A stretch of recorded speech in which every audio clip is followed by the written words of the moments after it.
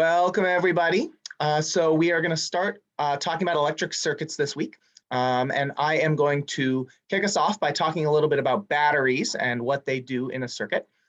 So a battery, and I went ahead and got one here for us. This is just a kind of standard AAA battery, is a device that stores chemical potential energy and converts that chemical energy to electric potential energy. So there are cool chemicals in here that are storing that energy.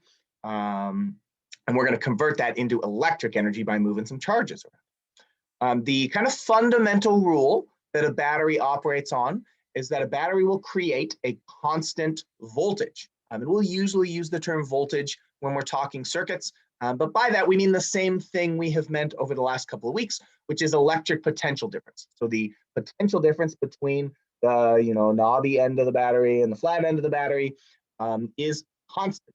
I can read it off of this thing. It says it's 1.5 volts on the side. That's pretty standard for AAA.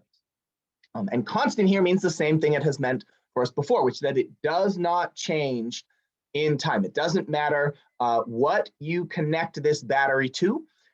It's going to produce the same voltage. Of course, a real battery will eventually die and not provide enough, but for our kind of ideal purposes, always going to provide that constant voltage.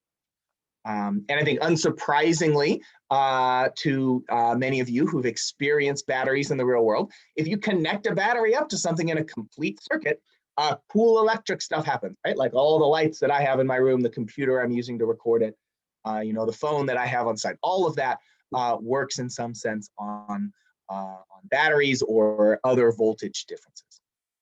They also all require something called a complete circuit, which is a continuous unbroken path of conductors. I have kind of a simple example of what a circuit might look like. Here is an example of a circuit that has a battery over on the left, some wires represented by straight lines, and then a light bulb, which I've represented with this kind of yellow circle to indicate that it's a little glowing light bulb.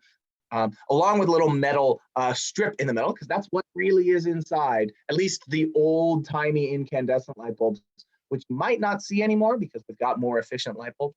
But those ones actually have little coils of metal in them that continue to be conductive. As I said, the term voltage is shorthand for electric potential difference, because that's a lot to say, and we'll say it a lot with circuits. And every circuit element, everything you can put in a circuit, can be described as having a voltage across it. So the battery, the light bulb, even the wires, although the wires will typically treat as ideal, and we'll say that the voltage is constant, which means that there is no voltage difference across a wire. Again, here is this kind of fundamental simple circuit. We've got a battery, wires on either end, and we've got a light bulb. And I want you to think a little bit about how you expect the voltage across the light bulb to compare to the voltage across the battery. And I'd also like you to do a special task here, which is to imagine that you are a little positive charge living in the metal at the bottom left corner of this wire. And imagine that you're going clockwise around this circuit.